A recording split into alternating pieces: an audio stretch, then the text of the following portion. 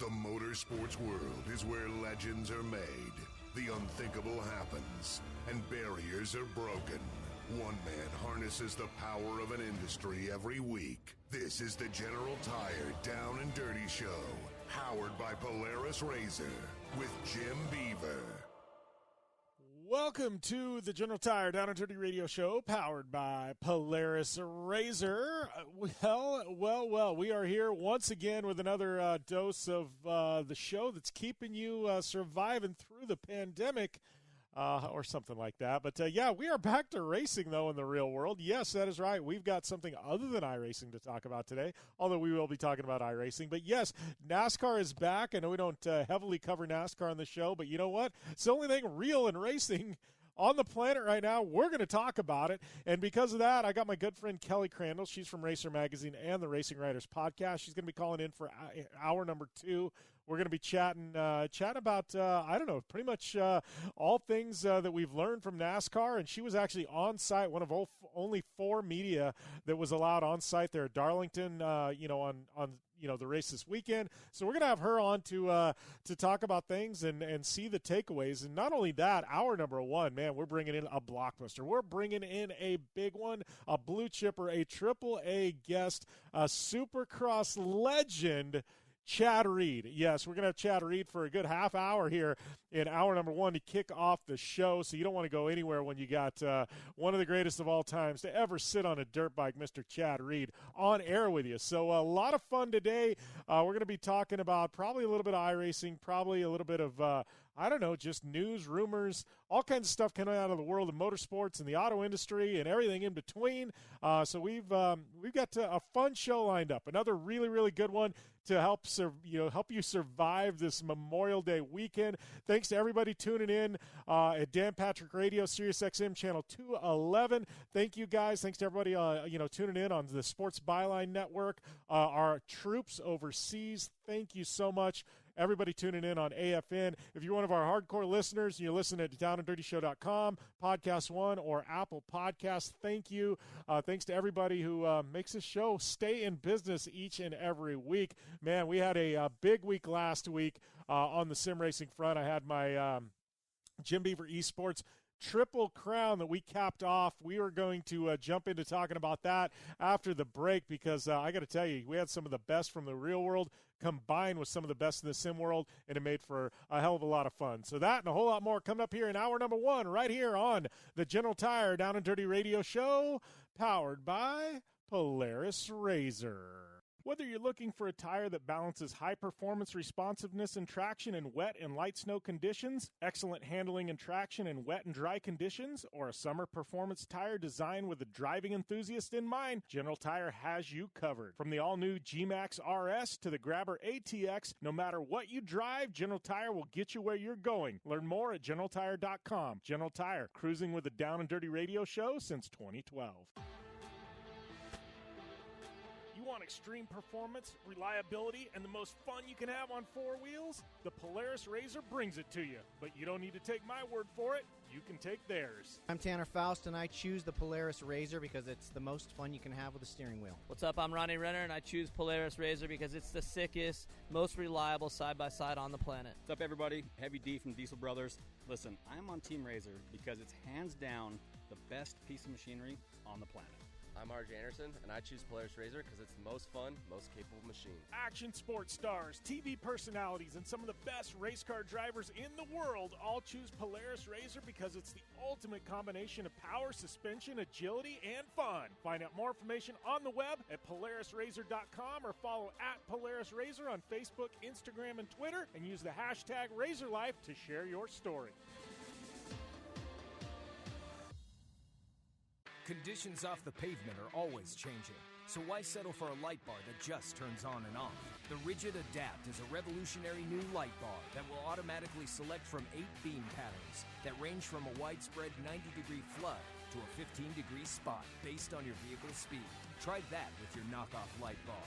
A dash-mounted controller allows the user to toggle between adaptive mode, beam patterns, and RGBW accent lighting. With Adapt, it's easier than ever to own the night. Looking to have some fun on four wheels? Dirtfish Rally School has you covered. Packing as much adrenaline and adventure as you can handle into high-performance all-wheel drive and rear-wheel drive Subaru rally cars is where the fun begins at Dirtfish. Just 30 minutes outside of Seattle and Snoqualmie, you'll get a chance to train up to 3 full days with some of the country's best instructors and be put through the high-octane rush of rally on mud, dirt, and tarmac. Get started today and call 425-888-7715 or visit us online at dirtfish.com and use code 911 for a 15% discount. When looking for a new wheel for your off-road vehicle, car, truck, or UTV, the choice is easy. You choose what the pros use. Rob McCachran, Keegan Kincaid, and myself, Jim Beaver, all exclusively use Vision Wheel, whether we're dominating Baja, taking the cup at Crandall, or shredding UTVs. Vision Wheel's trend-setting designs and durability will set you apart from the competition and your friends. Check out visionwheel.com or at Vision Wheel on social media to learn more. Like what you hear? Catch all the back episodes of the Down and Dirty Radio Show on Apple Podcast and be sure to rate, review, and subscribe. Welcome back here to the General Tire Down and Dirty Radio Show, powered by Polaris RZR, and we're I guess kind of coming out the other side of this quarantine-ish pandemic thing that we're all kind of stuck at home over. You know, I got a little bit of mixed emotions on things at this point, but I guess the takeaway from all this is I think we've all learned a lot about each other during this time. I think, it's funny. You know, obviously we've got everything going on in politics and everything else aside. Like, one of the big takeaways, and I had this conversation with somebody the other day, and I didn't realize this is how I was going to open the show until I started talking, and yeah, that's the way we're going to do it, you know. But I had a lot of people talking about my esports event, and this isn't me self-promoting, but, it turned out to be really, really successful. And I start looking at what people have done during this period, and there's a lot of people in whether it be celebrities, whether it be motorsports, whether it be media, personalities, that have kind of completely gone off the grid, right? They just haven't done a whole lot, you know, and rightfully so. They just went, they quarantined. And then there's other people who have found ways to stay relevant, create content, get interesting. I mean, there's amazing stuff being done with live video. Zoom, who would have thought who knew what a Zoom call was 3 months ago, right? Now all of a sudden Zoom's like one of the biggest things in the world, right? Podcasts. I got my podcast production company. We've blown up. You know, we've launched, I believe, 3 or 4 new podcasts during this 1, 2, 3 with a 4th one that I know of. So 4 podcasts in the last 2 months for people because they're sitting at home and they need help, and boom, bam, done.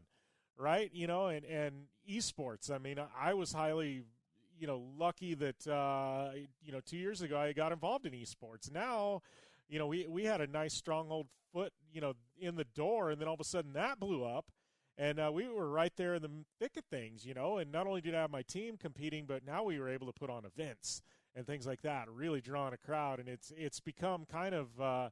Now it goes hand in hand with real motorsports, and, it's replaced it in a lot of regards, and obviously real motorsports is going to come back and things are going to change. And gosh, trust me, I'm an esports guy because, I've got, I got a big stake in the game there, but I, as much as anybody, want real motorsports to come back. Nothing replicates the real thing. None of us think it does.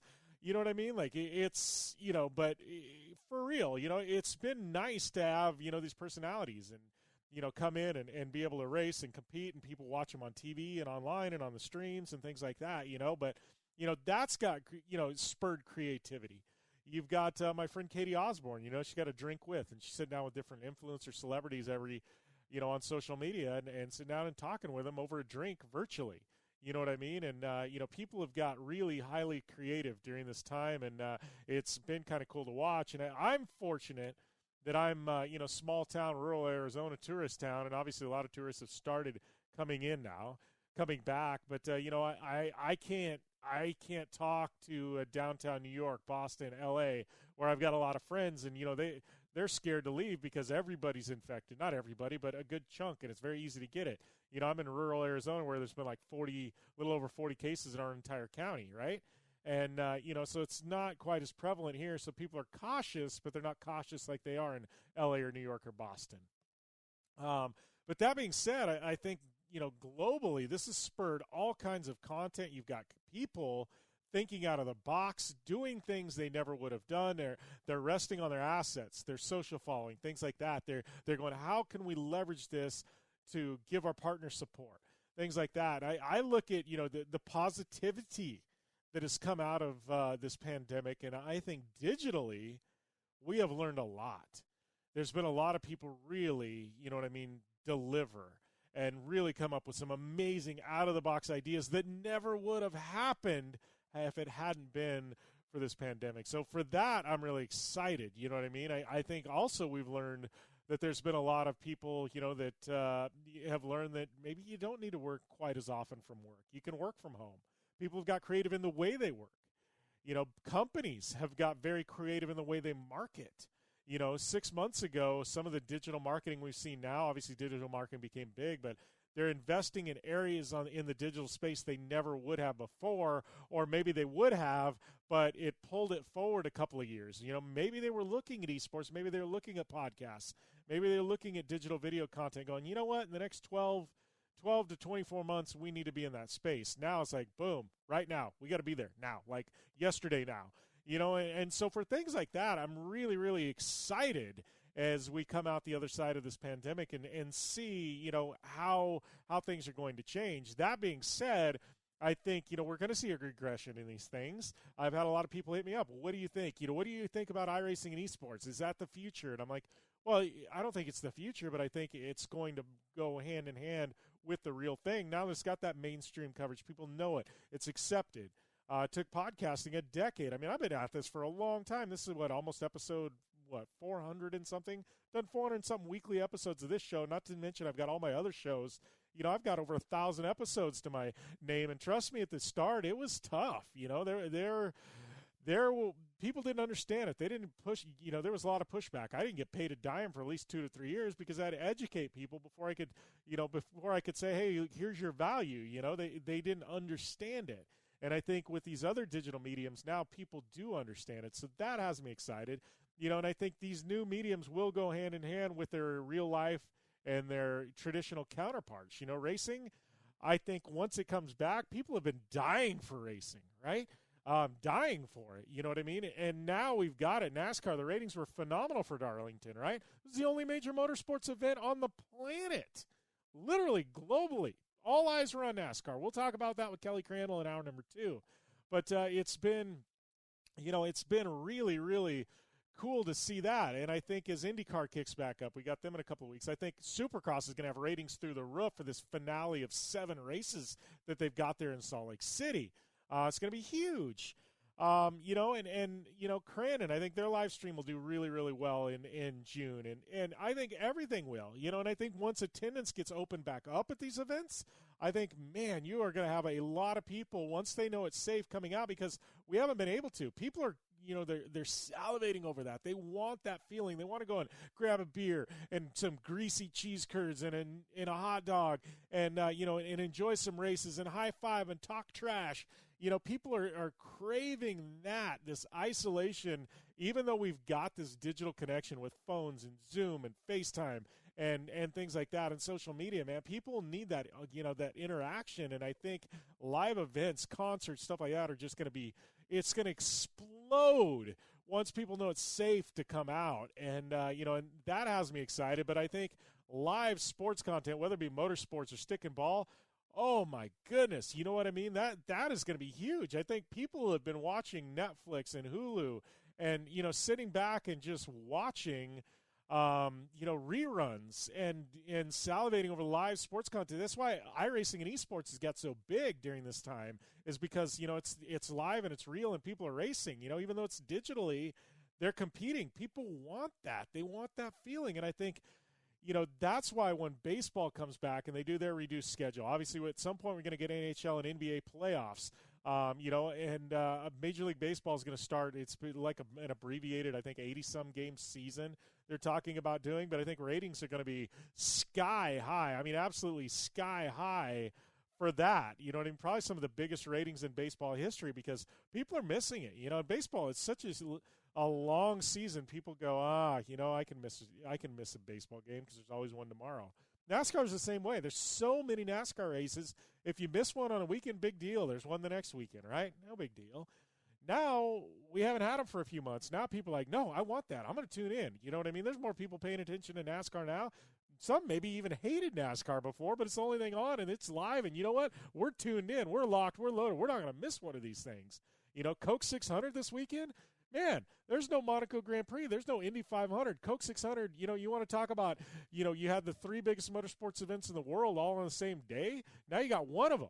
You don't think everybody in the world's going to be tuned into the Coca-Cola 600 this weekend? Man, you're fooling yourselves. I hope it's a great race. It probably will be, you know, but there's going to be a lot of good come out of things, and I think as much as financially, a lot of industries got hurt by the pandemic. I think, you know, as we come out the other side, I think the money's definitely going to come back, and they may end up being healthier than ever. I don't know. You know, we'll have to see, you know, but judging by, you know, what I'm seeing, I think, you know, a lot of good's going to come. But we're going to take a short break. Chad Reed when we return here to the General Tire Down and Dirty Radio Show, powered by Polaris RZR.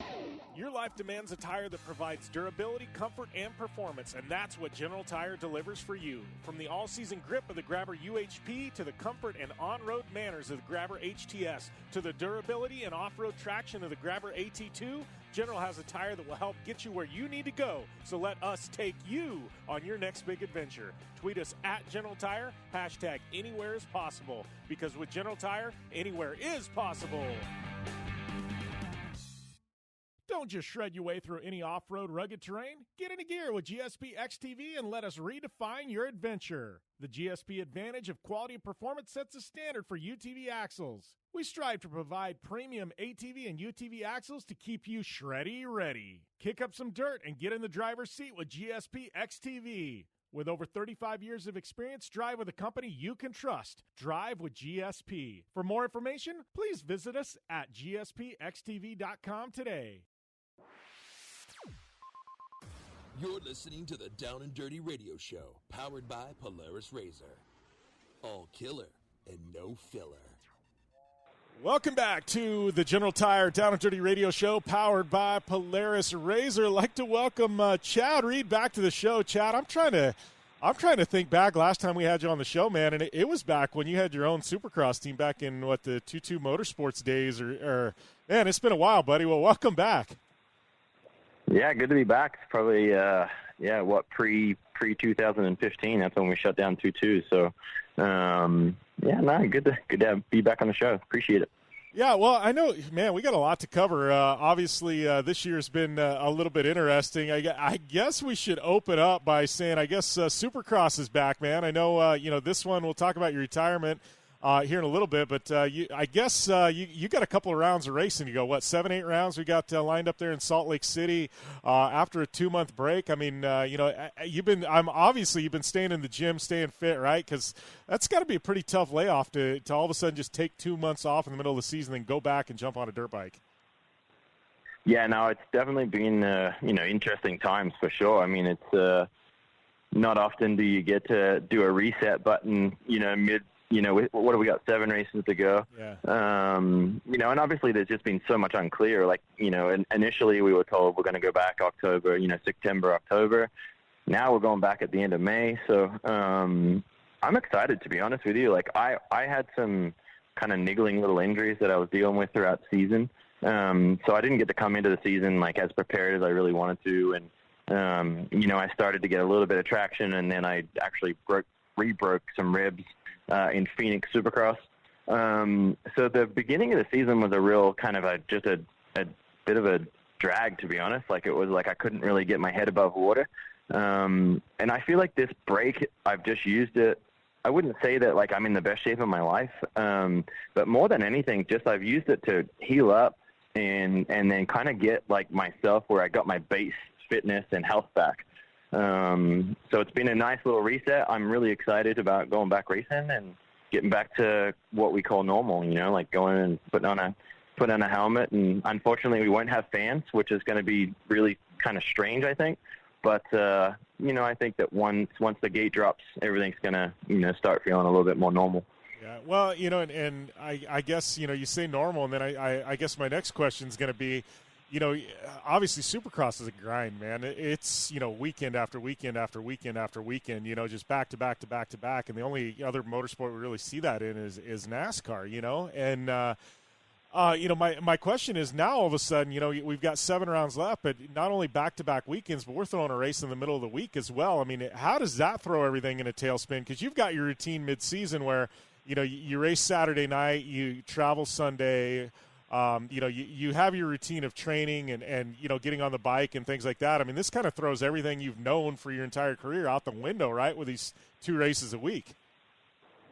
Totally. And then I think, and I hope that kind of plays into my, more my strength than anything. I'm not I know a lot of people that have been around over the years, a lot of people get really caught up in their routine, and if they don't ride midweek or they don't ride multiple days a week, and, they get a little bit thrown off of, their normal, and then they kind of struggle on the weekend.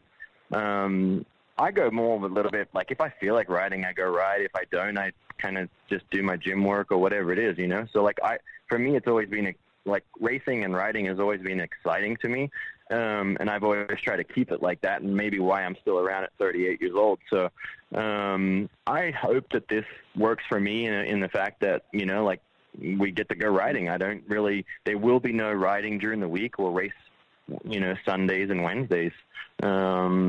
We're going to try to make a trip out of it. I'm taking my family out to Utah. We're going to rent a house in Park City. And, at the end of the day, this is my retirement tour. And, you take the fans away from racing. And that's kind of everything why I was doing a tour in the beginning. So for me, it's about having my family there. Unfortunately, my kids won't be at the races because no one under 18 is allowed.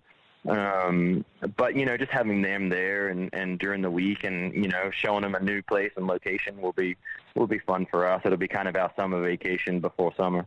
Yeah, well, renting a house in Park City. I'm going, well, you're going to be neighbors there with Ken Block. I'm sure he's got some toys and stuff to keep you guys occupied since you can't ride in the middle of the week, right?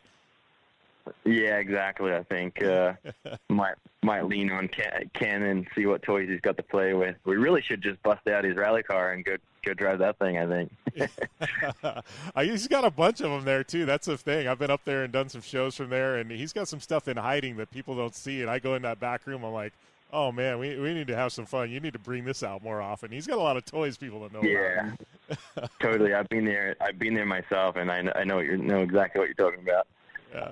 So, all that being said, you obviously you announced your retirement at the end of last year and said, hey, this is going to be it. I think I'm excited you came back for one final season, things like that. I mean, I want to talk about, kind of your announcement because you're retiring from Supercross and from dirt bikes, but it left the door open. You said, look, I found something that still scratches my itch, and that's racing cars. I mean, how did that kind of all evolve? And I know you've done some stuff, in Lamborghinis and things like that. You were out at 24 Hours of Daytona this year, but I mean, how did that all get put together? And I mean, obviously, we see with Supercross riders, it seems like everybody, McGrath's had to find that itch somewhere, and it seems like you go down the list and everybody's had to find that itch after Supercross, and it seems like car racing, that you found it, man.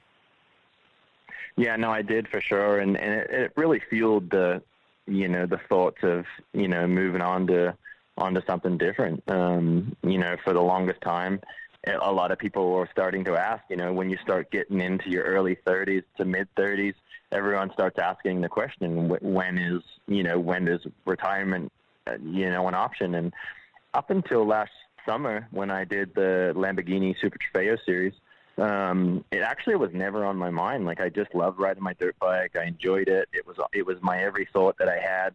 And then, suddenly this Lamborghini thing and racing sports cars, it started consuming my every thought. And at that point, I just acknowledged that I felt like that was the changing of the guard for me. And I felt that I was a lot of the things that fueled my racing and kept it fun for me all these years.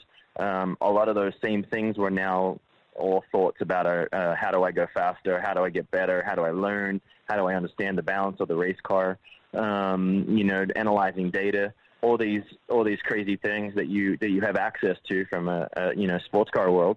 And then suddenly I was just like, you know what, this is my science, and I've enjoyed my career fully, and I felt like I got the most out of it, and now it's time to move on and do something different. This whole pandemic has obviously thrown a little bit of a wrench in it, and sponsorship and money and things like that are obviously a little bit everybody's unsure what's going to be the outcome on the backside of this. So the hope and the goal is to go Lamborghini racing again this year after Supercross, but there's no set in stone plan at this point. Yeah, well, and talking about car racing, I mean, is part of it because you've accomplished pretty much everything you can on a dirt bike, outside of going and racing in Baja or Dakar or something. But, I mean, Supercross, you're a champion. You've got, fourth on the all-time win list. I mean, you've accomplished pretty much everything you can do on a dirt bike. Is you're looking at this car racing thing going, oh, man, this is like being a rookie again. This is starting from scratch. Like, I get to learn everything again, and to me it's like, you seem like a guy who always wants to learn, who always wants to get better, and you topped out in Supercross, and now it's like, oh, but here's this door over here, and I can go back from the, start all over again. This is kind of exciting, Yeah, and I think that the one thing that I love so much about my sport of, motorcycles and Supercross is, though by numbers people view you as older, I don't think that 38 is old. I think that you're just basically finding out who you are and what you can do in the world. But for me, I think that Supercross keeps you young, like you're forever around young people. So, keeping up and, working out and doing all these crazy things that you got to do to race Supercross keeps you grounded and young, I think. So for me, I got plenty of years ahead of me on that. The racing car thing just, it gives me the itch to get out and learn. And I think the racing is the easy part, because all my years of racing, I've been, 30 plus years of racing under my belt. Cars or bikes, for the most part, the way the mind works and how you go racing, it's all the same. It's just learning new things, on a motorcycle. There's a lot of things that I naturally do because I've been doing it since I was 3.5 years old. So when you do it in a car, you do it and you pick it up, but it takes understanding at first. The balance of the race car and the weight and the transition. On a motorcycle, I can move my body around. In a race car, I'm strapped into a car seat, and the only tools I have are the steering wheel, a throttle, and a brake. Those are the things that allow me to maneuver around a racetrack in a car. So just kind of understanding those things and getting a full understanding and grasp of that has been a fun challenge for me and something that I want to learn more about.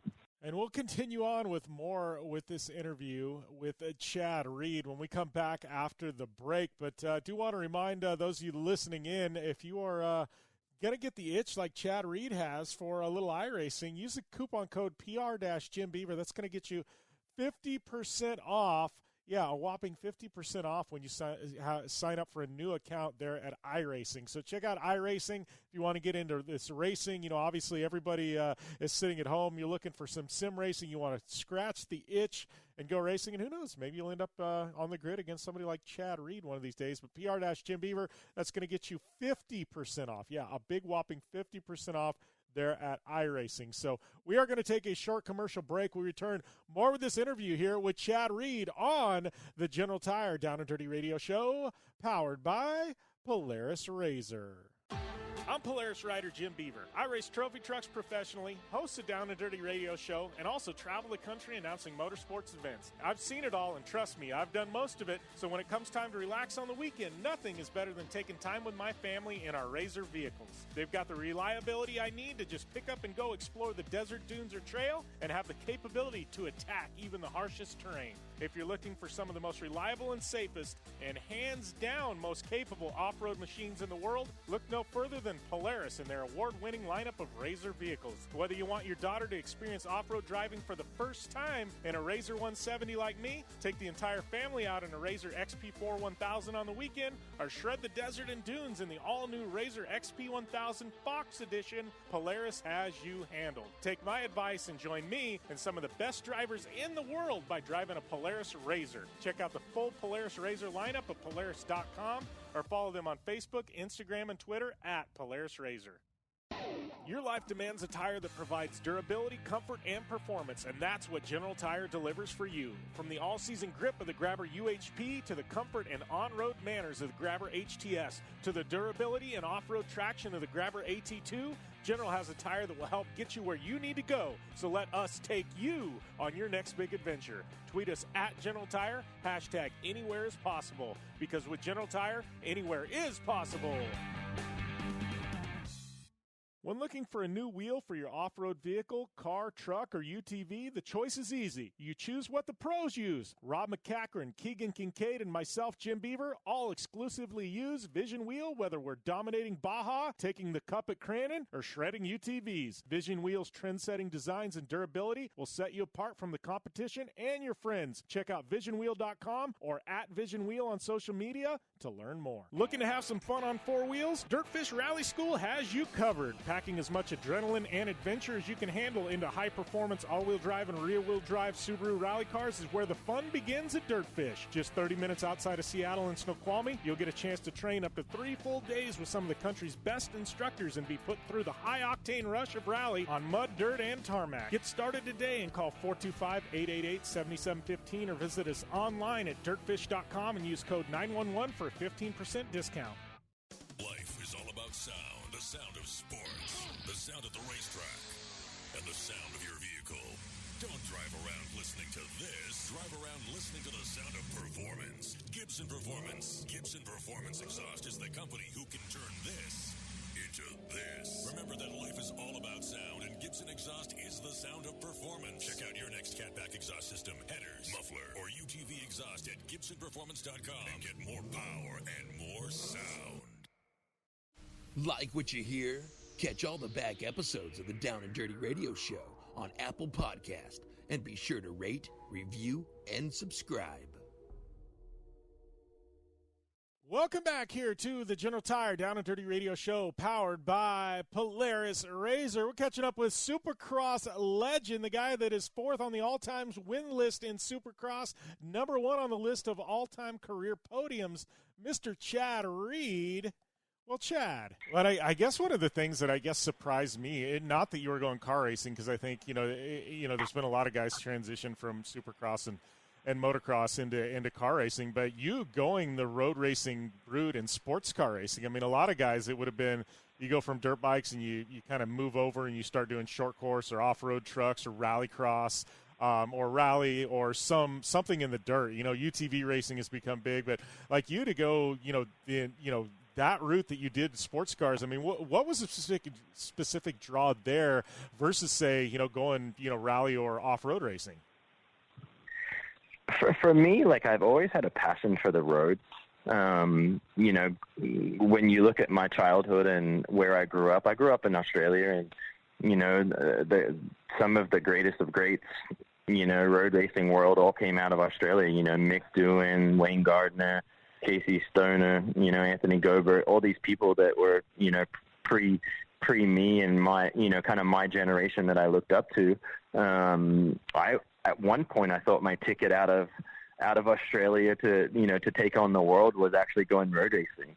Mom and Dad put some cold water on that and kind of dashed it. And obviously the motorcycle route didn't end up being a bad choice, but I've always had a passion for the road. And, I feel like I've lived a life in dirt, like when I think of retiring and my wife and kids hanging out at events, post motorcycles, I don't know that going and hanging out in short course dirt is my ideal, well, actually, it's not mine, but it's definitely, I can promise you, not my wife's ideal way of retiring.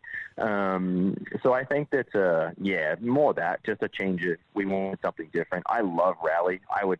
I would choose rally over off-road trucks all day long. I don't know why. I have a passion for rally as well. I was really fortunate 2 years ago. I got to do Monza Rally, and that was really fun. But yeah, that's really it. Just really something different, something that I've always had a passion for, and now, obviously I'm not too old, but I wouldn't go pursue a road racing career at this point. With age, get a cage, they tell me. So we're going that route. Yeah, well, all that being said, I mean, you'd mentioned rally cars. I know you've been having a little bit of fun on iRacing. How did that all come together? Because it seems like I know I had you in one of my off-road events. I mean, I know our good friend TP, you and him you and Travis got a little bit of a rivalry going on. I mean, how did the whole iRacing thing open up? Yeah, the iRacing thing, I got invited to the IRX, championship on iRacing. And then really just one thing led to another. Then obviously I was like, man, that really sounds fun. Like, there's no racing. There really wasn't this is going back 8 weeks ago. There was no, short-term plan to go racing. So I basically, scrambled, and we got a sim together, and one thing led to another. It was just, for me, the iRacing platform is such a rad platform. I mean, to think of somebody who grew up in Australia, and I can go, choose a V8 supercar and go drive it at all these iconic tracks all over the world. I just think that you're kind of giving, like, you're opening the world up to be endless. It's like, to go drive a real V8 supercar all over, at Spa or Daytona International Speedway or something like that. Just last night in Australia, the V8 series actually raced their pro series at Charlotte Motor Speedway and Daytona. Lando Norris was a celebrity driver in it, and so I just think that you're really opening, you're broadening the gap. The huge gap from Australia to the rest of the world is so small now. It's a click of a button, you can jump in a car, and that's how it really kind of led one thing to another. Travis and I have always had this. We have a great relationship. We're really good friends and been friends for a long time. And it's always about. He's never beat me on a dirt bike, so it's always he kind of considers himself more of a four-wheel guy, and so that's continued into the four-wheeled online racing now. Yeah, I think it's funny because every single time you watch a race, it's just all Travis is, I got to beat Chad Reed. I got to beat Chad Reed. He doesn't care if he finishes 20th as long as you're 21st. Exactly, and that's we've kind of created our own little league within it, and now it's kind of like we're doing this LCQ league, and basically Connor Daly, Alexander Rossi, Jane Hinchcliffe, Travis, myself, Bilko, a few of the group of guys that we were basically just it started out having a good laugh on Discord, and one thing led to another. Now we're actually, your event was really what got us going when we were doing your off-road truck thing, and I was on there for hours. We did I think we did 2 tracks, and we raced Pro 2, then Pro 4, then Pro 2, Pro 4, and that really fired up all of us, like, just going from different vehicles, like going from a Pro 2 to a Pro 4 was so different and so unique. And so I love that it's basically endless on what you can achieve on that side of it. Yeah, and it's funny, too, because you don't even realize it, but you're a little bit of a gateway into the whole iRacing thing for people. So this is actually going back before my event that you came and did. I text out a bunch of buddies, and Trav was one of them and things like that. And then you got brought in by them. But I text Toby Price, who he and I are good friends. I said, Toby, you want to do this? He goes, man, I'd love to. I'm doing some V8 supercar stuff. But he's like, they're loaning me a sim rig to be able to do it. He's like, I don't own one. I won't be able to get one for that weekend. And then you race. And then Toby, he starts texting me. He's like, well, I didn't know Chad Reed was racing. He's like, I want to race Chad Reed. And I just start laughing. I'm like, we're going to have you and Toby battle. We just did a celebrity race. It was actually brutal for me. I don't know if I need to wait until racing's over. But in the summertime when I've got no racing commitments, I want to sign up for more. But I did a celebrity race at Bathurst in a V8 supercar in Australia. And from what I understand, the TV ratings and everything was through the roof. I mean, it was like kind of the who's who of Australian sporting, old and young, current, past. Mick Doohan, like some of my childhood heroes were in it, and Toby and I we got to do some battling. I ended up second overall. I don't know where Toby actually ended up. He may still be upside down. I don't know if you've ever seen any highlights on it, but you should check it out. It's hilarious. Toby flipped and unfortunately didn't get flipped back over, so he just stayed upside down the whole race, waiting for someone else to hopefully hit him. Well, you know what I think's funny too is talking about that. I mean, let's talk about Australia a bit. I think a lot of Americans don't realize how big motorsports are in Australia. I mean, whether you're talking motorcycles or you're talking, you know what I mean, I guess V8 supercars, which is huge, and I think a lot of people in the States recognize V8 supercars at this point. But, I mean, there's a whole motorsports culture in Australia it's massive, man, and I don't think a lot of people here in the United States, they actually realize how big it actually is in Australia. Totally, and obviously America has, you got 300 plus million people, where Australia we've only got 22 million people. So, the demand for everything is so much lower, and so therefore, our motorsport is actually quite big because, I think that we don't have an NBA to compete with. We don't have the NFL. We have an NFL, equivalent. We have kind of 2 football leagues down there. Soccer's kind of hit and miss down there, but as far as we don't have the NBA or the MLB and things like that to compete with. So motorsport is on equal par. And though NASCAR is big here in the U.S., when you think of an NBA or the NFL or the MLB, it's not quite there, where we don't have that, competition. So yeah, motorsport's always been a huge, huge part of, the Australian culture and what I love, so much about it. Well, and I look at things too. I take a step back from a fan standpoint. And I look at it from that standpoint. But I'm like, you look at what's come out of Australia in the last 20 years. I mean, you've got obviously one of the most accomplished Supercross riders of all time. You got Toby Price, who he's still hitting the prime of his career, and he's killing it at Dakar. You got Mark Webber, who is going to go down as one of the all-time Formula One favorites. And he's won a ton of races. And you talk about the smaller population of Australia, and I look and I go, but look at the talent that's coming out of Australia with that smaller population. It's insane, Chad. It really is crazy. And then I don't know how closely you follow the racing world, but obviously the feeder series to F1 is F3. And if you look at the grid, the amount of Australians is insane. It's actually quite exciting. And I have to be honest, I don't, follow F3. But a good friend of mine, Mick Doohan's son, Jack Doohan, who I think he's 17, 18 years old, is basically getting his feet wet and starting it, trying to head towards the goal of being in F1. And obviously he has his dad that's, is one of the, not only Australia's greats, but I mean, he's considered a great within the world of racing. He's got Red Bull behind him and stuff like that. So yeah, I obviously follow that now. And I just realized the other day I was kind of checking out the entry list, and I'm like, wow, the amount of Australians in F3, that are on path to try to go to Formula One is unbelievable. So, pretty exciting times. Yeah, it definitely is.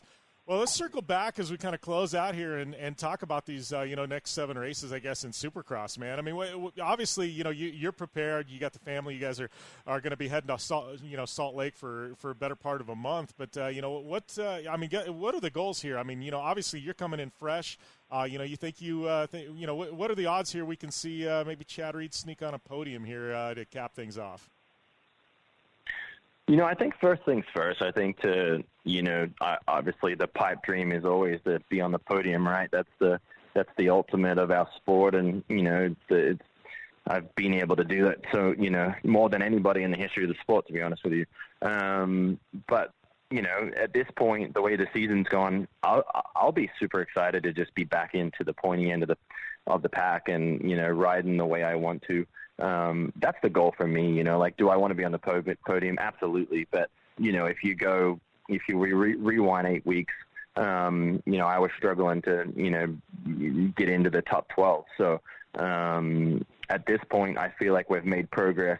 I feel healthy again. I feel like my fitness is I wouldn't say it's like at the 100% where it needs to be, like as far as the big scheme of things, but I feel healthy again and I feel excited, and that's the biggest thing for me. So I want to concentrate on getting good starts, get up front, and then just putting myself in positions to capitalize on, on all the things that I'm aware of that you need to do. So I think if we can do that, one thing will lead to another, and I think we'll get the old Chad back. It'll be nice. Yeah, so, obviously we say retirement. We all know it's always kind of a loose concept. I mean, any outliers out there where you're like, it would be fun to go and do like a straight rhythm or, something like that, where you got your eye on. It's like, yeah, maybe I'd come back and do something like that. Yeah, for me, I think it needs to be very clear, and I've said it in other interviews. My retirement is my retirement from full-time racing. I love motorcycle racing, and the thought of, 7 races from now, that being my last ever motorcycle race is something that I think is a dream. It's never going to happen. I think that, my short and long-term goal is to be able to race a motorcycle as long as I can. I no longer have the drive, the motivation, or the desire to race 17 races in 18 weeks anymore. But I certainly enjoy riding my dirt bike, and I still enjoy getting out and working out and, whatever. So, the straight rhythm events, maybe one-off Supercross events here and there, I still want to be able to participate in those things. So, though you won't see me on a, week-to-week basis, I surely want to, be able to play a role and get out and do some motorcycle races. Awesome. Well, Chad, it's been fun, man. I'm stoked to have you back on the show, and we'll definitely be tuned into NBC. Watching you throw down these last seven races, and best of luck, man. I'm sure we'll catch up again soon. Thanks, man. I appreciate it. Good to chat. And we'll be back to wrap things up here on the General Tire Down and Dirty Radio Show, powered by Polaris RZR. We'll return after this short break. Conditions off the pavement are always changing, so why settle for a light bar that just turns on and off? The Rigid Adapt is a revolutionary new light bar that will automatically select from 8 beam patterns that range from a widespread 90-degree flood to a 15-degree spot based on your vehicle's speed. Try that with your knockoff light bar. A dash-mounted controller allows the user to toggle between adaptive mode, beam patterns, and RGBW accent lighting. With Adapt, it's easier than ever to own the night. Don't just shred your way through any off-road rugged terrain. Get into gear with GSP XTV and let us redefine your adventure. The GSP Advantage of quality and performance sets a standard for UTV axles. We strive to provide premium ATV and UTV axles to keep you shreddy ready. Kick up some dirt and get in the driver's seat with GSP XTV. With over 35 years of experience, drive with a company you can trust. Drive with GSP. For more information, please visit us at gspxtv.com today. Thanks for tuning in to the Down and Dirty Radio Show, available live online, in syndication on networks across the U.S., and available internationally on the American Forces Network. Welcome back here to the General Tire Down and Dirty Radio Show, powered by Polaris RZR. We are, saying adios here on hour number 1. This is Sirius XM, Channel 211, Dan Patrick Radio. Those of you tuning on Sports Byline, you got hour number 2 coming your way. If you're Apple Podcast, Down and Dirty Show Podcast 1 listener, you're getting hour number 2 as well. AFN, same thing. So, Chad Reed, thank you, Chad, for the amazing interview and the time today. Looking forward to seeing him wrap up, Supercross season here in Salt Lake City in a couple of weeks. Man, that is a lot of that. You want to talk about driving a race car twice a week? That takes a lot out of you. Riding a dirt bike in those, in those main events for that long, man, that takes some endurance twice a week. So I am looking forward to seeing how Supercross plays out. But I think guns are going to be blazing when we hit Salt Lake City. These guys have got some pin-up aggression. Elbows are going to be out, and we are getting for a wild, wild ride come Salt Lake City in a couple of weeks. So I am definitely looking forward to that. That is for sure. So, thank you, Chad Reed.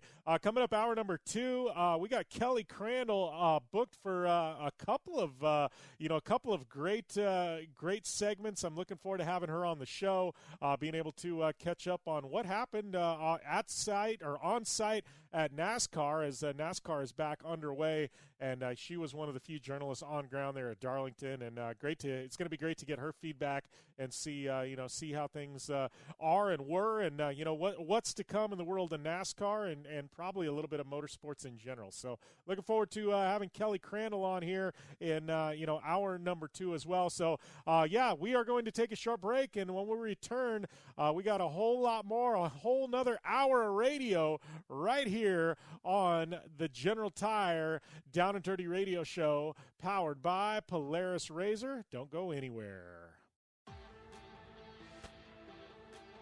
Extreme performance, reliability, and the most fun you can have on 4 wheels? The Polaris RZR brings it to you. But you don't need to take my word for it. You can take theirs. I'm Tanner Faust, and I choose the Polaris RZR because it's the most fun you can have with a steering wheel. What's up? I'm Ronnie Renner, and I choose Polaris RZR because it's the sickest, most reliable side-by-side on the planet. What's up, everybody? Heavy D from Diesel Brothers.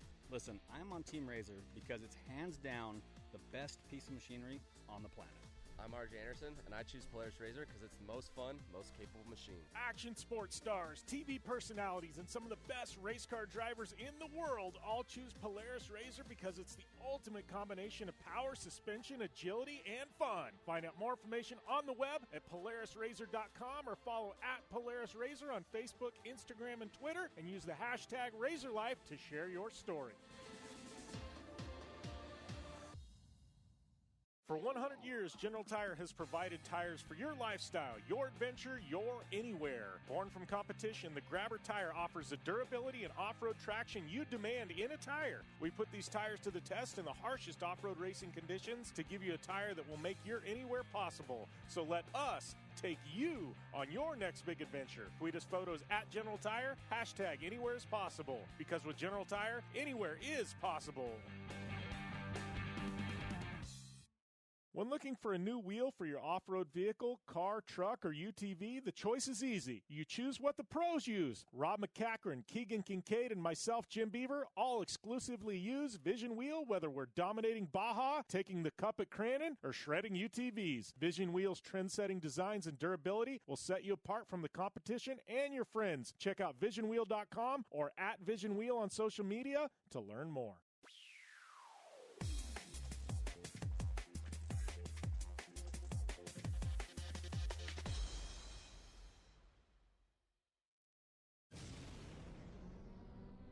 Thanks for tuning in to the Down and Dirty Radio Show, available live online, in syndication on networks across the U.S., and available internationally on the American Forces Network. Welcome back here to the General Tire Down and Dirty Radio Show, powered by Polaris RZR, kicking off hour number 2. Thanks to everybody tuning in on Sports Byline USA, Podcast One, Apple Podcasts, downanddirtyshow.com, or wherever you are tuning in, especially our friends over there in the military on the AFN, the American Forces Network. Thank you for continuing to support the show. Hour number 2, we got my good friend Kelly Crandall calling in. You know her from Racer Magazine. She is going to tell us a little bit about what happened there at Darlington. Yes, she was there for the first race back, one of only 4 media members in attendance, and she is going to give us a lowdown on all things NASCAR and what to expect moving forward in the world of motorsports. And then we've got my good friend Chris Leone with iRacing and also my media director. You know him from our Power Rankings. Well, yeah, not a whole heck of a lot to power rank right now. But, we have him on the show, and, we're going to talk iRacing, motorsports, and I don't know how things are looking as we kind of progress out of this pandemic and stay-at-home orders and kind of go back to some normalcy in the world of motorsports. So should be a good time, having Chris on the show.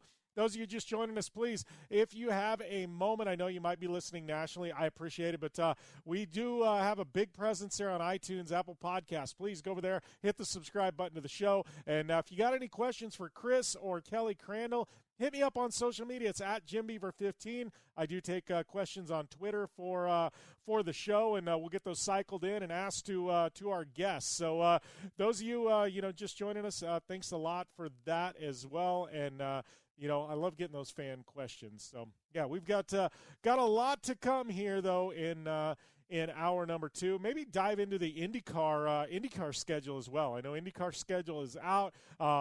Big news is Road America was supposed to be run there in June. They pushed it back into July. Wisconsin, all the stay-at-home orders out the window. It's a free-for-all in Wisconsin, so we are going to have fans in attendance for a doubleheader at Road America in Wisconsin, here later on over the summer. So that's going to be the first week of July. Looking forward to that. Crandall coming in June, and they are going to have fans in attendance there as well. So we'll dive into that and some of those announcements later on the show as well. So lots coming at you in the world of motorsports here in hour number 2.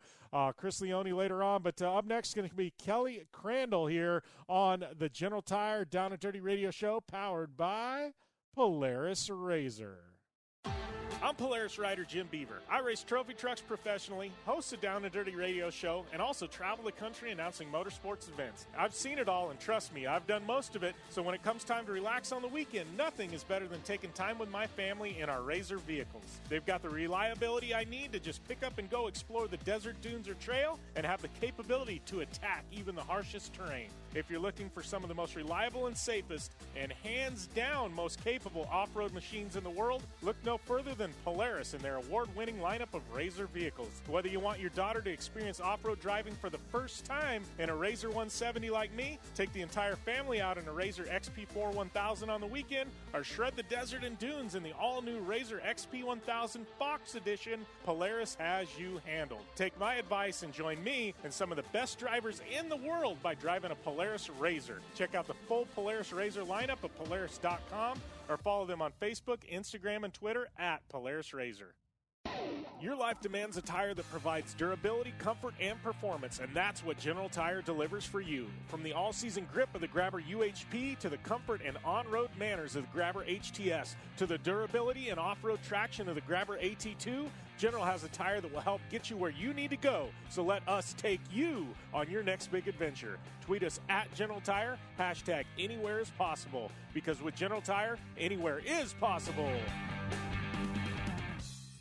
When looking for a new wheel for your off-road vehicle, car, truck, or UTV, the choice is easy. You choose what the pros use. Rob McCachran, Keegan Kincaid, and myself, Jim Beaver, all exclusively use Vision Wheel, whether we're dominating Baja, taking the cup at Crandall, or shredding UTVs. Vision Wheel's trend-setting designs and durability will set you apart from the competition and your friends. Check out visionwheel.com or at Vision Wheel on social media to learn more. Looking to have some fun on four wheels? Dirtfish Rally School has you covered. Packing as much adrenaline and adventure as you can handle into high-performance all-wheel drive and rear-wheel drive Subaru rally cars is where the fun begins at Dirtfish. Just 30 minutes outside of Seattle and Snoqualmie, you'll get a chance to train up to 3 full days with some of the country's best instructors and be put through the high-octane rush of rally on mud, dirt, and tarmac. Get started today and call 425-888-7715 or visit us online at dirtfish.com and use code 911 for a 15% discount.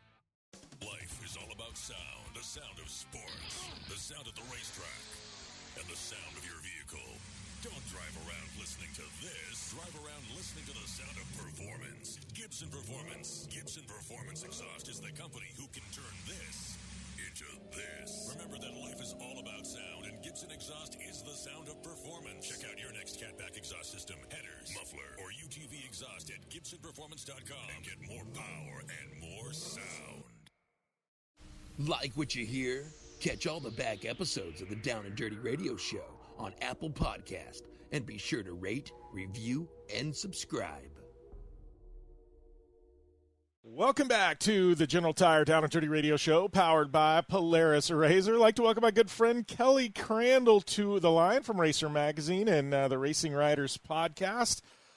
Kelly, you're one of the few in the country that has actually been on site at some NASCAR races. I guess first and foremost, we had some fireworks last night, but how has that been? Because I got a feeling it's got to be a little bit of an eerie feeling being at the track.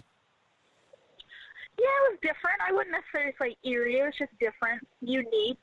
You know, you go to the racetrack, you expect to navigate your way through normal race day traffic, get there early, go past tailgaters and campers and full parking lots, and to roll right up and not have any of that's the part that was different. That was really unique. That's when it hits you that, okay, we're doing something here that is not what we're used to. But once you get in the press box and racing starts, it's same old, same old. And the infield was pretty packed with haulers and motorhomes and personal vehicles, safety vehicles, and all that. So it looked pretty normal. You could convince yourself it was just like any other race weekend, but definitely different in terms of being in the press box, not being able to go anywhere, not being able to chase anybody down after the race is over. So there's little reminders along the way that we're doing things differently nowadays. Yeah, you know, and I guess that's one of the big takeaways for me is like being a media person. I've been, you know, you go into a media center generally, and, you know, there's a couple hundred, you know, journalists and radio people and broadcasters and things like that. And then, you know, and obviously press box, things like that. And to me, it's got to be weird because, I mean, you're one of the select few that has been able to go on site. And normally you can say hi to friends. I don't know. To me, there's a social aspect to it. And, you know, and I feel like now it's got to be just a little bit weird. You know, you've got the places where they're permitting you to go. You can do things in a certain procedural manner. And aside from that, it's kind of, you know, you don't have a lot of flexibility, right? Yeah, I think what makes it so unique is being one of the ones who's at the first race. You know, the longer we do this, it's going to become a new normal, which I hate to use that phrase, but it will become a new normal. To be one of the four that was at the first race back in 10 weeks, that made it unique. And so many people were curious of how it was working, what was going on. They wanted to know who was there and what you could do. So, yeah, you're confined to the press box, which at Darlington is over in turn 3, so that takes away a lot of your view because you don't get the front stretch. You're not getting to see what's going on pit road.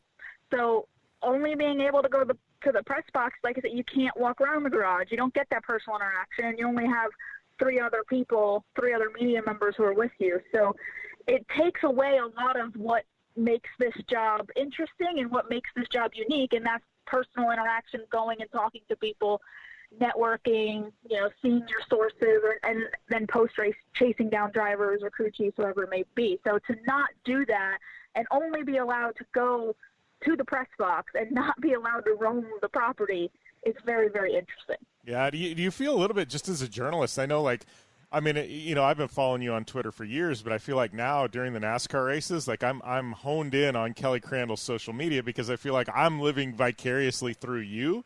You know, I think there's a lot of other people in the country doing the same thing, you know, because you're one of the few that are on site. You can kind of give us a story and things like that. I mean, have you got any feedback in regards to that? You know what I mean? Just because you are one of the few. I mean, you know, you feel a little pressure on you to deliver since you're one of the few that can actually go to the track. Well, I did on Sunday. I was there on Sunday, and I said, okay, what can I do that will be different than what people are seeing at home? So I tried to post a few videos or a few photos just showing the racetrack, the condition of the racetrack, you know, showing pace laps just to show that cars are back on the racetrack a little bit different than what you're seeing on TV.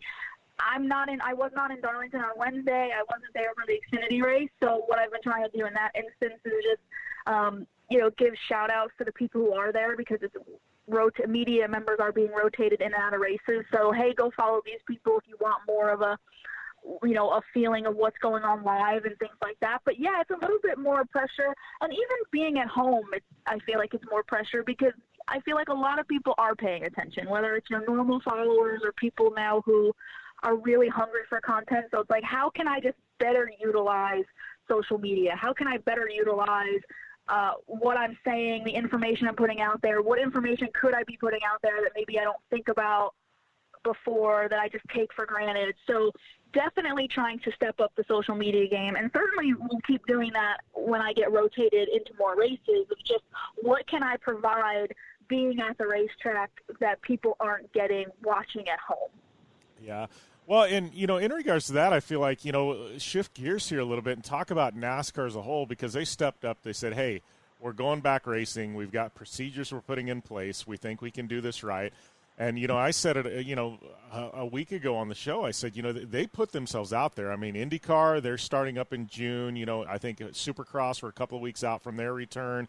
Formula One, they've been delayed. NHRA is delayed. I mean, the major heavy hitters have all kind of sat on the sidelines. NASCAR, even stick and ball sports aren't back yet. NASCAR was the first major sanctioning body of any type in the world to put on an event. And I feel like, they had a lot of pressure on their shoulders on Sunday to deliver as well. I mean, did you get that feeling? Because, I mean, there's always got to be a first in NASCAR. They stepped up to the plate, and I feel like they delivered. Oh, absolutely. There's absolutely tons of pressure on everybody. Think about it. I mean, there's pressure to just get the sport restarted, because the longer that hiatus went on, the more of a struggle it becomes for teams to be financially able to keep going, paying their bills and paying their employees, because you're not getting any TV money, you're not getting any charter money, you're not getting any sponsor money. So there was tremendous pressure to get the sport restarted just to be able to keep teams around. And then, as one of the first live sports back, there's so many eyeballs that are watching, just waiting for somebody to screw up, waiting for, can we point fingers and say, well, they rushed back and they put people in danger, or they rushed back and they're not taking it seriously. So there's tremendous pressure for people to do this and do it right. And so far, it seems like everything is going well. We have not yet heard if anybody has contracted the virus or, anything on that level. So hopefully that stays like that the longer we go on. So people are taking it seriously when it comes to wearing masks and social distancing, because it's very important. It's very, very important when you're one of the first sports back that everybody is watching, to show that, A, you can do it. You can do it properly. You can bring back a sense of normalcy, but you also are taking it seriously with all of the safety protocols, and everything that NASCAR has put in place has just looks like it's working flawlessly, to be honest. The people that I've talked to have said the same thing. They've been very impressed. It seems everybody is taking it seriously. But, yeah, there's tremendous pressure to not only do it, but keep doing it the right way. And hopefully everybody stays safe and we don't have to stop again. Well, let's talk a little bit about the teams. We've been talking about NASCAR and journalists and things like that, but how are the teams approaching this? Because we're in a stretch here where, we've got these doubleheader weeks, and, obviously we've seen short weeks before when there's been a rain delay and they've had to finish races on Monday and things like that, and then turn around and go into the next weekend. But, I mean, this, these running two races a week, I mean, teams – the approach has got to be completely different. Not only that, but I want to say race weekends or race days. I mean, everything's structured completely different than what, they're used to. I mean, how's the team's approach been to this, and obviously, running, we've gone from a couple months off where people were literally sitting at home at times of the year when they never were, to now all of a sudden we're running two races a week. I mean, how has this affected the teams? I mean, what are you hearing? What's the approach? I mean, obviously they're ramped up for the long haul because they're going to have a grueling summer stretch. Yeah. So, I talked to a few teams going into the first Darlington race of just how do you approach, because at that time we knew we were racing at Darlington and Charlotte. So we're running about 4 cup races in 11 days. So I talked to people of how do you approach that? What's the logistics of running races like that? What are the logistics of running multiple races at the same racetrack? So for these first couple races, what has been made easier on teams is the fact that they're running at intermediate tracks. So they're able to utilize the cars that they had already prepared for Atlanta and Homestead, which were the races we would have been at right as we got shut down. So they're able to turn those cars around, utilize those cars in their fleet, and be able to, have some place to start. It was not like we were announcing the schedule and NASCAR said, hey, we're going to a short track or we're going to a road course, which there's no cars prepared for that. So teams are able to first utilize those, but it's a lot of work. It's a lot of days in the shop. Now that they've gotten back in their shops, it's a lot of times busting, long hours turning these cars around, especially if you're not bringing the same car back to the second race. Some teams did not do that for the second Darlington. Some teams did, so you just slap a right side on it if you banged it off the wall. So there's a lot of logistics going into it, of just working long hours, working, long days, multiple days of how can we make this work? How can we do it to the best of our ability? So it's long days, but at the same time, these teams were prepared for it. And we'll be back with more with Kelly at Crandall when we return here to the General Tire Down and Dirty Radio Show, powered by Polaris RZR. Conditions off the pavement are always changing, so why settle for a light bar that just turns on and off? The Rigid Adapt is a revolutionary new light bar that will automatically select from 8 beam patterns that range from a widespread 90-degree flood to a 15-degree spot based on your vehicle's speed. Try that with your knockoff light bar. A dash-mounted controller allows the user to toggle between adaptive mode, beam patterns, and RGBW accent lighting. With Adapt, it's easier than ever to own the night. Don't just shred your way through any off-road rugged terrain. Get into gear with GSP XTV and let us redefine your adventure. The GSP Advantage of quality and performance sets a standard for UTV axles. We strive to provide premium ATV and UTV axles to keep you shreddy ready. Kick up some dirt and get in the driver's seat with GSP XTV. With over 35 years of experience, drive with a company you can trust. Drive with GSP. For more information, please visit us at gspxtv.com today. Thanks for tuning in to the Down and Dirty Radio Show, available live online, in syndication on networks across the U.S., and available internationally on the American Forces Network. Welcome back to the General Tire Down and Dirty Radio Show, powered by Polaris RZR. We got my good friend Kelly Crandall from Racer Magazine and the Racing Writers Podcast on the line. And, before we went to break, Kelly, we were talking about, NASCAR teams and this long break and being prepared. Well, and talking about being prepared, obviously one of the big ones, one of the crown jewels of the NASCAR schedule is coming up this weekend, the Coca-Cola 600, and Memorial Weekend has always been, traditionally the biggest weekend of the year for motorsports fans. With Monaco Grand Prix, the Coke 600, you've got the Indy 500. This year, of the big three, we've got one left standing, and that is the Coke 600. One, I'm looking at, the amount of global eyeballs that I think are going to be, at the event. Obviously this is a home race for the NASCAR teams. What are we expecting this weekend, especially after what we've seen the previous, Wednesday and Sunday, these previous two races? Well, I was speaking to somebody recently, and I said that, now is when it really starts to feel weird because you get to Memorial Day weekend and you're so used to so many races on that Sunday, and you have a routine of waking up early, watching Monaco, then you go to the Indy 500, and then you settle in for a very long night with the Coke 600, and there's none of that this year except for the Coke 600. So now it feels weird, and it feels weird because for myself personally, not being at the racetrack when Charlotte is right in our backyard. So for the Coke 600, I think it's going to be a long night like it always is. I think you're going to see the same teams rise to the occasion that are good at intermediate tracks, that are good at Charlotte.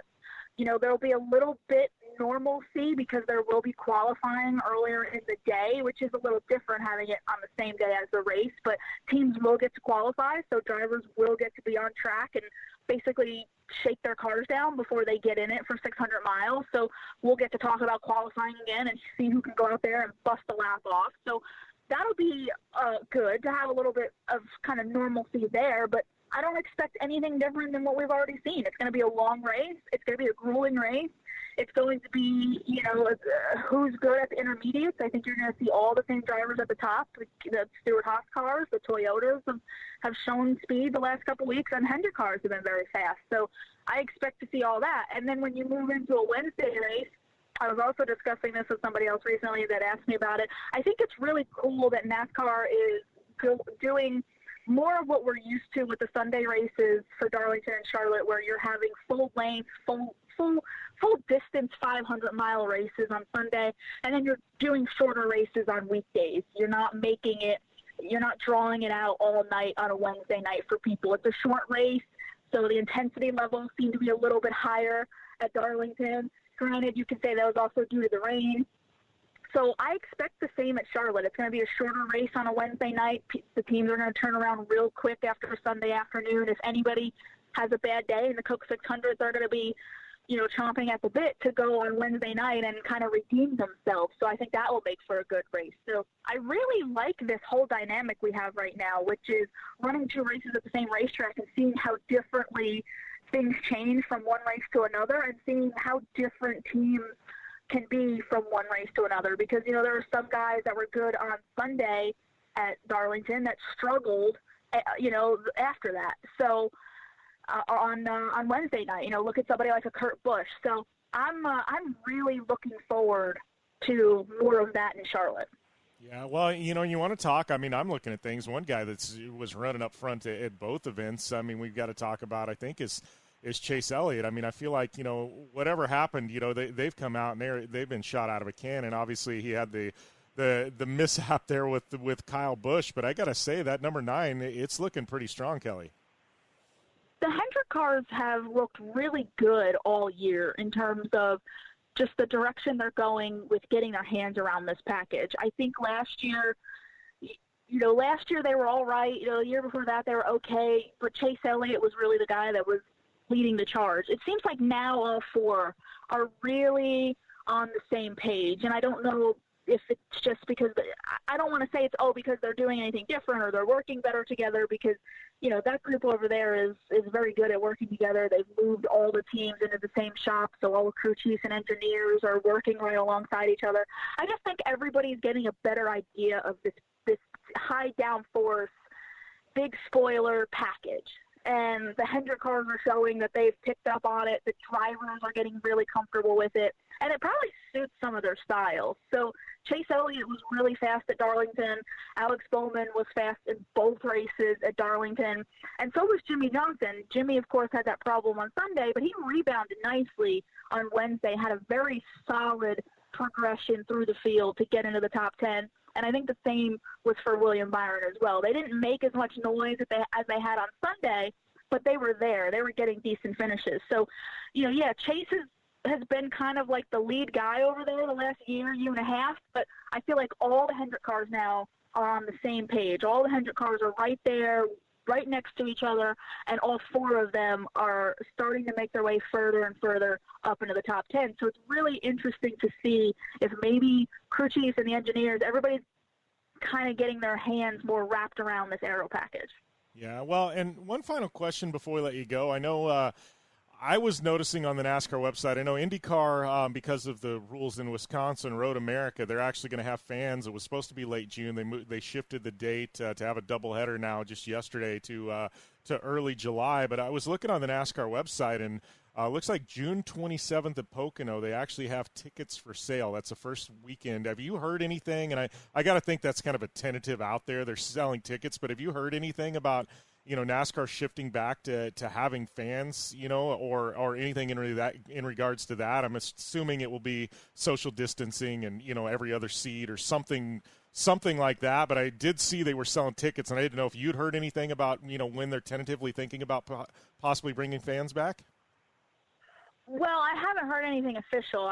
Right now we've announced the schedule up until Pocono, which does not include fans. So we don't know anything that's happening after June 21st. So I would say everything is tentative. It's, hey, if you want to take it as a good sign that the website is still listing it as selling tickets, that's great. But nothing is official. I'm very hesitant and trying to be cautious of when we could say fans are going to be back at the racetrack. We don't know. Hopefully it will be sometime during the summer, but nothing has been made official by NASCAR, and everything is going to go by what local, and state government officials are saying, and CDC, everybody's still got to abide by that. So it's probably going to be on a week-to-week basis, and we probably won't know until we get closer to that race date. But as of right now, that would be the next race for June on that schedule. For June 27th, it's supposed to be a doubleheader. But, again, we've only officially announced everything up until about, the week before that. So it's going to be one of those things where stay tuned, and we'll see. So hopefully as we get a few more weeks down the road, NASCAR can start looking at the rest of their schedule and make some announcements. All right. Well, Kelly, it's always a pleasure having you on air. I appreciate you, taking the time to call into the show. Hopefully at some point this year we can get together in person at one of these races, but I'm assuming if it happens, it'll probably be later in the year. But always great catching up. Well, I appreciate you having me on. Thank you. Big thanks to Kelly for calling into the show. I know she's had her hands full with the return to NASCAR. Check her out on Twitter if you're not already. I mean, you want to talk motorsports, she's always got articles and all kinds of content cranking for Racer Magazine. Most times it's geared towards the NASCAR side of things, but every once in a while she breaks free of that and talks about some other stuff, but just a phenomenal writer. And she's also got a podcast on our network, Kelly Crandall. She's got the Racing Writers Podcast, where she interviews some of the biggest names in NASCAR and motorsports, and you should definitely check that out. If you like this show, you're definitely going to enjoy Racing Writers Podcast. So make sure and check that one out. And like I said, she does phenomenal effort on Twitter, live tweeting during races and stuff like that. So, she's one of the good ones. I'm telling you, definitely give her a follow. That's for sure. So, I mean, some good stuff coming out of that, and I wanted to know kind of how the feeling was. And I know some of the drivers have said, doing donuts in front of, stands that are completely empty and celebrating. It's just got a little bit different feeling. I know, I'll be honest with you, I missed the first race at Darlington, but I tuned into, the one this week, and, it's kind of interesting seeing all the drivers wearing masks, having boom mics interview the drivers. Obviously you had the Kyle Busch, Chase Elliott's incident that ended up being quite interesting because Kyle Busch owning up to it, just saying, hey, look, I made a mistake, and not often a guy like Kyle Busch makes a mistake, even rare when he owns up to it. We had a phenomenal interview with Kyle Busch on this show, earlier this year. You should go back into the archives, listen to that, because, we had a great interview with Kyle. But, it's just one of those where, it's been an interesting return. I'm kind of anxious to see how Supercross looks when that returns. IndyCar, I'm sure, will be very much the same way as NASCAR when they return at Texas, with the empty stadiums or the empty thing. But talking about stadiums, Supercross, that's where I was getting at till I jumped ahead of myself. Running in stadiums where you're used to seeing jam-packed, almost, basketball style or football or baseball style, being completely empty. I mean, crowds are such a integral, intimate part of Supercross. It's going to be interesting to see the way that presents itself on TV. I'm kind of anxious myself to see that. I'm very excited for Supercross to return and, and IndyCar as well and all the motorsports. But, Supercross is going to be one to watch. Anyways, we are going to take a short commercial break here. Chris Leone, we're going to talk all things motorsports in 2020 when we return here to the General Tire Down and Dirty Radio Show, powered by Polaris RZR. Whether you're looking for a tire that balances high performance, responsiveness, and traction in wet and light snow conditions, excellent handling and traction in wet and dry conditions, or a summer performance tire designed with the driving enthusiast in mind, General Tire has you covered. From the all-new G-Max RS to the Grabber ATX, no matter what you drive, General Tire will get you where you're going. Learn more at GeneralTire.com. General Tire, cruising with the Down and Dirty Radio Show since 2012. Looking to have some fun on four wheels? Dirtfish Rally School has you covered. Packing as much adrenaline and adventure as you can handle into high-performance all-wheel drive and rear-wheel drive Subaru rally cars is where the fun begins at Dirtfish. Just 30 minutes outside of Seattle in Snoqualmie, you'll get a chance to train up to 3 full days with some of the country's best instructors and be put through the high-octane rush of rally on mud, dirt, and tarmac. Get started today and call 425-888-7715 or visit us online at dirtfish.com and use code 911 for a 15% discount. You're listening to the Down and Dirty Radio Show, powered by Polaris RZR. All killer and no filler. Welcome back to the General Tire Down and Dirty Radio Show, powered by Polaris RZR. Jim Beaver here, joined on the line by my media director, Chris Leone.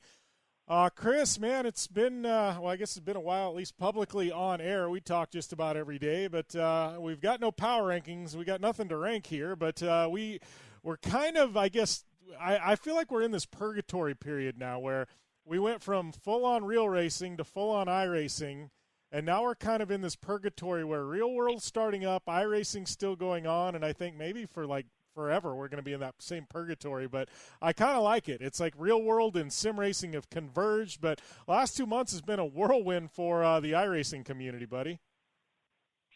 Oh, it certainly has, Jim. I mean, the past 2 months, NASCAR, IndyCar, IMSA, Rallycross, obviously my pet project, you name it, and it seemed like everybody came over to us on the iRacing side. And I mean, it was just, it was an incredible experience. It was very obviously gratifying, you know, to me, obviously on the sim racing side, to see all of that, to have as many people really jump in and embrace the product as they did. I mean, you know, it has been a wild couple of months, and for us to, you know, to bring a little bit of normalcy to the people, just with some racing events, even if they were in the virtual world, you know, I think was something special and needed, and, you know, a good time, you know, certainly for everybody watching. So, you know, it was, I think we all are ready to get back to the real thing as much as we can, but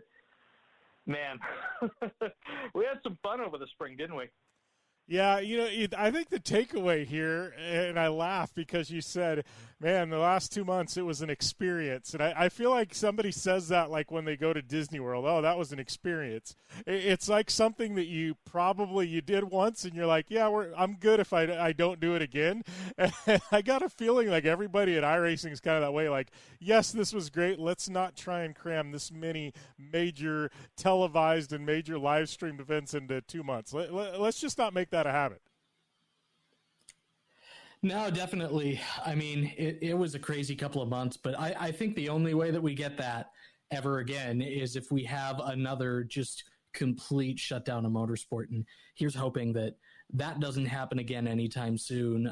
We're certainly very grateful. You know, I think everybody's very grateful, first of all, for all the frontline workers who have been doing everything to try and keep things as normal as possible up to this point. But second of all, certainly for all of the motorsport promotions that have been working really hard to safely bring everybody back to racing. And, you know, I think on the iRacing side, we're just happy that we did our part to keep people entertained while everybody was locked down in their homes.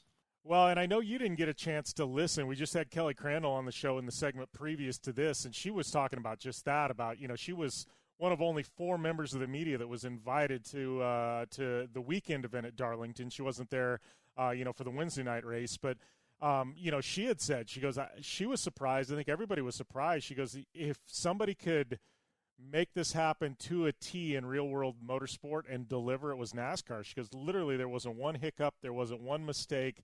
You know, she goes, and time will tell if, you know, somebody, you know, got COVID-19, but she says, you know, they passed with flying colors. And I think, truthfully, the world of motorsport as a whole, you know, whether it be Formula One, IndyCar, NHRA, anything going on in Europe, anything happening in the United States, I think all eyes were on NASCAR. And, you know, NASCAR had a lot of pressure, and they delivered. And to that extent, I got to tip the cap to NASCAR, because they put themselves out there. They had a real chance of hanging themselves on this deal. And, you know, and, you know, once in a while they say you got to put it all on the line, and NASCAR did that. And I got to give them credit, man. They have delivered so far through 2 events.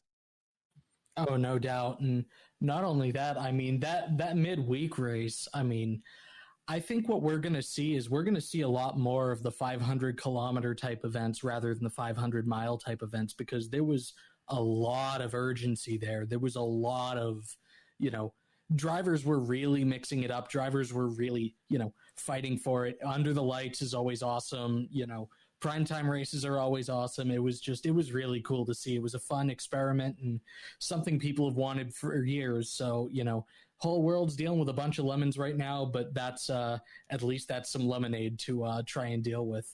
Yeah, you know, and that's funny you mentioned that, because I didn't get into that with Kelly because we ran out of time, but that's something I've been thinking. You and I have talked about this over the last couple of years. You know, NASCAR, you know, they've got this amazing legacy of motorsport in this country. And, you know, they're, you know, obviously the Coke 600 is the longest event on the calendar. That's not going to change, you know, and Daytona, that's always going to be 500 miles. But I think, you know, a lot of these just random 500 and 400 mile races, I think with the way the consumption of sports and motorsports is in this country, I think this is going to be a nice trial for NASCAR, because I think fans, you know, being able to sit down for 4 hours on a Sunday, that's not going to happen that much anymore. And we've seen ratings dictate that, you know, but I think that packaged, you know, 3 hour, you know, nice package, you know, on a Sunday or on a Saturday night, people will get behind and they'll tune in. And I'm not saying all races need to be that short,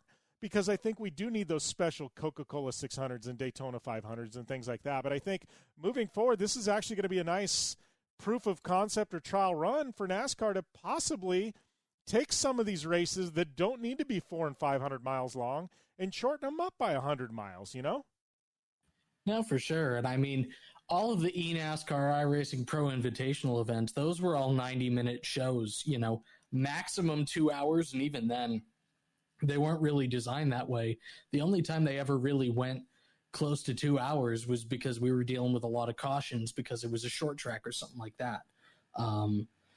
You know, it's been, it's really been an interesting period. We've seen everybody really trying a lot of different things, you know, things that maybe during a regular period, people might not have been daring enough to try. But when you have a blank slate, I mean, you know, and that's really what we've had in front of us. I mean, especially on the iRacing side, everything has really just been like, all right, let's try different things. I mean, when was the last time you saw heats on an actual NASCAR Cup Series race?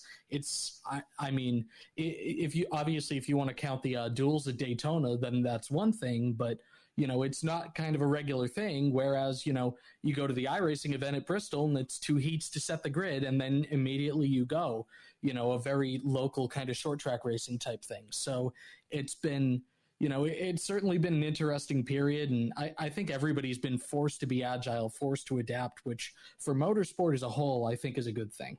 You know, and it's funny you bring this up because I know you haven't had a chance to listen to the show yet. You'll go and listen back before, you know, because we're live. But to open the show today, my opening segment was just that, Chris. I said, if there's one positive, and I'm trying to keep things positive, and I said, you know, this has been horrible for the entire world, this pandemic we're in. I mean, you know, but I said if you can take one positive of this away, it's that people have had to get creative. They've had to do things that they probably wouldn't have done. They've had to think differently. They've had to adapt.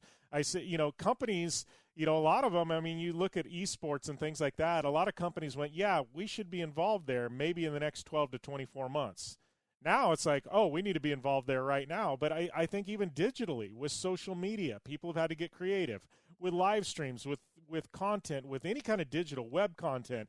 People have got creative. Companies, brands, sanctioning bodies, everybody's got creative. And I think if there's one positive that can come out of this pandemic, it's that I think we're going to see moving forward some really creativeness and in different ways people market and do things digitally. And I think that's one positive we can pull out of this whole thing that's been, you know, horrible that's happened to the world. No doubt. I mean, the amount of races, obviously, that I've been involved with, you know, just in the digital front, I've certainly lost count at this point. But just people have talked about, hey, you know, we would love to do some of this stuff in the off season. And it's like, all right, well, now we've got things that we can possibly talk about in the holidays and get some competition together and, you know, get people racing again and maybe make the off season a little bit easier for people. You know, we've got different race formats that people have tried, all sorts of different things that people have tried. I mean, you know, we did the short course Triple Crown and we put stadium trucks on just full on pavement, you know, the Pro 2s on Laguna Seca. So, you know, that's just totally out there. You know, there's really just been a lot of experimentation, a lot of different things, a lot of things that, you know, people are going to be able to take to the real world if they're really paying attention to what's gone on over the past couple of months. And, you know, I think adversity is something that makes us all stronger no matter what the situation is. You know, obviously this is the most probably significant human adversity in most of our lifetimes, but, you know, you come out the other end stronger as long as you make it out the other end. Yeah, you know, and all that being said, I think I've had a lot of people come to me and they go, you know, we'd heard of esports, we'd heard of iRacing, we never paid much attention. Now you have our attention. This is great. And they're going, you know, is the bottom going to fall out of this, though, when things go to real racing? And I think everybody I've talked to, and obviously I'm a little bit biased. I will admit I am a little bit biased towards iRacing, so I can't be completely neutral, and I think you're the same way, Chris. But I tell everybody, I said, I think people have got a taste of iRacing and esports and sim racing, and I said, I don't see that going away. Now, is there going to be a little bit of a regression once real-world racing starts? Well, yes. One, the big-name drivers aren't going to have as much free time on their hands to go and do this. Are we going to see iRacing, multiple times a week on major network television? Probably not. Let's hope at some point we do, but probably not. But I said the community has grown, and I said those new members that have come in, the professional drivers that have got a taste of it, are they going to be able to be on there, 10 times a week like they are now? No, because they're going to have to go back to driving their real race car.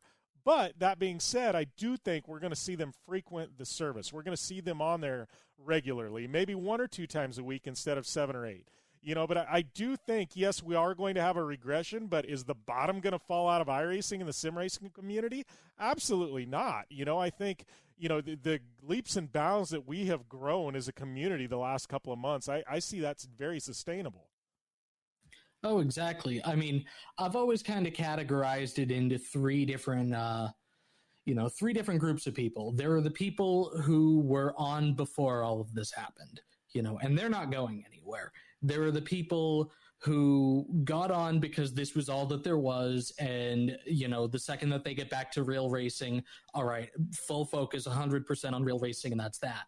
And then there's the group of people who had never done it before, but have taken a liking to it and are going to stick around, and I think that group is actually going to be pretty sizable. So by a technical definition, if you want to look at what was going on in March and April, is there going to be a regression? I mean, certainly, because people are getting back to their normal lives. But from before the pandemic, from before everybody started getting shut in and, before the real world had to shut down for a couple of months, there's certainly not a regression from that point. I mean, there are going to be tons and tons more people. I mean, Kyle Busch is somebody who I have to give all the credit to in the world. Kyle was somebody who really came in and embraced this and wanted to run just about everything. Had never really run it before, and has just gotten in and loved it. There have been a lot of guys like that, but obviously the defending NASCAR Cup champion is one of those people who you really spotlight on that list. But, there have been all sorts of guys who have just been on for the longest time, and they're certainly going to stay on. I mean, Dale Earnhardt Jr. is probably the most recognizable of those names. William Byron, another NASCAR Cup Series front runner. Guys like that. They've been around. Scott McLaughlin, a Supercars champion. Ron Capps, they've been around. They're going to stick around. Yeah, guys like Ron Capps, who, he doesn't even race in a division that's on iRacing, and he's been a big advocate for it. So we got about 60 seconds left, Chris, a little less than 60 seconds left. We got to talk about Coca-Cola 600 this weekend. I know you and I are both looking forward to having a Sunday afternoon where we can sit down, have a beer, have the barbecue running, and watch some Coca-Cola 600. What are you expecting out of this race? Who's your pick? You got 30 seconds. Give me your pick. Madness and, oh man, I don't know. I got to say Kevin Harvick. I think Kevin Harvick's really shown me something at Darlington, and I just think he's going to be pretty strong. I think he usually is, but I think we are going to get madness, with no practice and no qualifying. It is going to be Well, I know I am, we're up against the time break. I will give my pick. I'm not going to dodge this bullet. I'm going to go with Chase Elliott here. But, Chris, thank you, man. I appreciate you taking the time. We got to take a short break. We'll be back after this on the General Tire Down and Dirty Radio Show, powered by Polaris RZR. Extreme performance, reliability, and the most fun you can have on four wheels? The Polaris RZR brings it to you. But you don't need to take my word for it. You can take theirs. I'm Tanner Faust, and I choose the Polaris RZR because it's the most fun you can have with a steering wheel. What's up? I'm Ronnie Renner, and I choose Polaris RZR because it's the sickest, most reliable side-by-side on the planet. What's up, everybody? Heavy D from Diesel Brothers. Listen, I'm on Team RZR because it's hands down the best piece of machinery on the planet.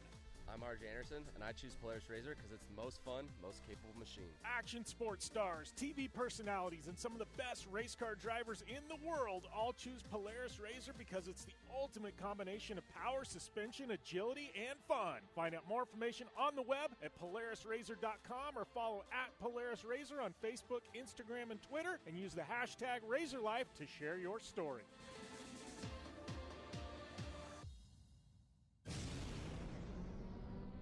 Thanks for tuning in to the Down and Dirty Radio Show, available live online, in syndication on networks across the U.S., and available internationally on the American Forces Network. Welcome back here to the General Tire Down and Dirty Radio Show, powered by Polaris RZR. Man, really, really good show today. I'm excited about that. Chad Reed, Kelly Crandall, Chris Leone, man, we touched on all kinds of topics. I know next week maybe we'll talk more on the schedules. We'll have a Coke 600 under our belt and a whole lot more, and, maybe a big Supercross preview. See if we can maybe get another Supercross rider on the show or something like that. But, man, blockbuster show today. Thank you guys for following along. Thanks to Polaris RZR, General Tire, Vision Wheel, Rigid Industries, Dirtfish, Optimus, GSP, XTV Axles, iRacing, all of our amazing partners in the show. I'm at Jim Beaver 15 on social media. Give me a follow. You're looking for a couple of coupon codes? I got some for you. Jim Beaver 15, that'll get you 15% off at our good friends at Dirtfish Rally School. iRacing, yeah, you want to go racing with the best online? Yes, iRacing's got you handled. PR-Jim Beaver, that will get you 15, actually not 15% off, 50, getting tongue-tied there, 50% off there at iRacing. Yes, check it out. It is worth the price of admission, hands down, and you're going to have a hell of a lot of fun. So, we are, I guess we're going to sign off for this week here on the Down and Dirty Radio Show. Make sure and check out Project Action this week. I got a director's cut of my Chad Reed interview. I think you guys are going to love that. Check out my other podcast, All Things Awesome, as well. All right, signing off this week here from the Down and Dirty Show studios here on the General Tire Down and Dirty Radio Show, powered by Polaris RZR.